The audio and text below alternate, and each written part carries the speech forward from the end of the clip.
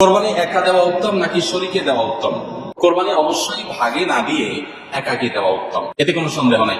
আপনি একটা গরুর 7 ভাগের 1 ভাগ নিলেন, এটার চাইতে আপনি একটা ছাগল কোরবানি দিলেন, এই দ্বিতীয় অপশনটা অবশ্যই উত্তম, এতে কোনো সন্দেহ নাই। কারণ আপনি যখন শরীকে কোরবানি দিলেন তখন সেখানে অনেক শরীক, তাদের কার উপার্জন হালাল, কার উপার্জন হারাম, কার মিশ্র উপার্জন, কার নিয়ত গোশত খাওয়া, নানান রকমের ঝামেলা সেখানে থাকে।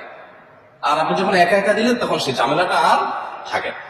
এই জন্য একাকি কোরবানি দিলে সেটা অধিকতর উত্তম হয়। আমরা সাধারণত গরু কোরবানি না দিলে আমাদের দিলটা শান্তি হয় না। এই দিলটা শান্তি হয় না কি আল্লাহর জন্য, আল্লাহর রাস্তায় বেশি টাকা খরচ করার নিয়তে? সেটাই যদি হয় তাহলে অন্য খাতে দানের ক্ষেত্রে কেন এত আগ্রহ দেখা যায় না? এই জন্য আসলে আমাদের নিয়তটাকে পরিশুদ্ধ করা দরকার যে আমরা কেন কোরবানি দিচ্ছি। অতএব কোরবানি আপনি একা একা দিতে পারলে সেটা উত্তম। হ্যাঁ, শরীকে দিলে সেটা জায়েজ আছে, না জায়েজ না। শরীকে কোরবানি করতে হলে কোন কোন বিষয় লক্ষ্য রাখতে হবে? শরীকে কোরবানি করতে হলে আপনাকে লক্ষ্য রাখতে হবে প্রথমত যে শরীক সবার উপার্জন যেন হালাল হয়।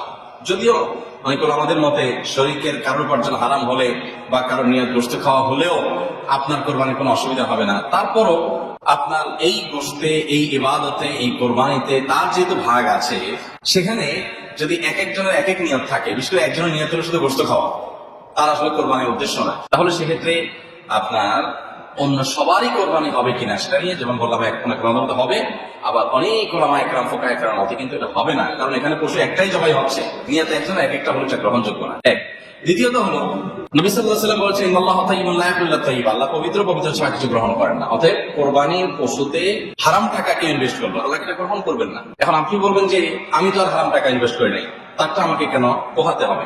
আপনাকে পোহাতে হোক বা না হোক, তার ওইটার দায় আপনাকে নিতে হোক বা না হোক, কিন্তু হারামের সাথে মিশ্রণ হয়ে যাচ্ছে আপনার টাকা। এই টাকাটা তো মিশ্রণ হোক, সেটা আপনি না চাওয়া উচিত। সেই সব জায়গা থেকে শরীকে কোরবানি করলে সবার উদ্দেশ্য ঠিক আছে, এটা খেয়াল করা দরকার। ইখতিলাফের ঊর্ধ্বে উঠেও এটা খেয়াল করা দরকার যে সবার নিয়তটা ঠিক আছে, সবাই মুখলেস মানুষ, শরীরটা ভালো মানুষ এবং উপার্জন গুলো হালাল, এটা দেখা দরকার। দ্বিতীয়ত গোশতের ভাগ ইত্যাদি যখন হবে তখন ইনসাফের সাথে ভাগ হচ্ছে কিনা সেটাও খেয়াল করা দরকার। এক্ষেত্রে যদি বেইনসাফি করেন সেটা গুনাহ হবে। আবার কোরবানি অশুদ্ধ হয় কিছু কারণে, সেগুলো যেন না থাকে খেয়াল করা দরকার। যেমন আপনার কসাইকে আপনি গোশত দিয়ে পারিশ্রমিক দিলেন, বা টাকা কম দিয়ে গোশত দিয়ে পোষাই দিলেন, তাহলে পারিশ্রমিক হলো আলটিমেটলি, এটা জায়েজ নেই।